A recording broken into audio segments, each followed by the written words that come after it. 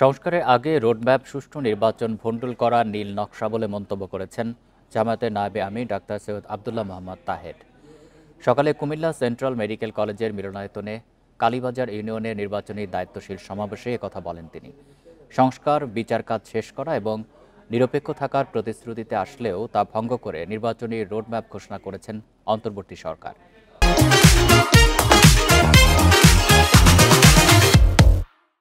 নির্বাচন কোন পদ্ধতিতে হবে তা নির্ধারণ না করেই রোডম্যাপ ঘোষণার মাধ্যমে নির্বাচন কমিশনও অপরাধ করেছে বলে উল্লেখ করেন ডাক্তার সৈয়দ আব্দুল্লাহ মোহাম্মদ তাহের।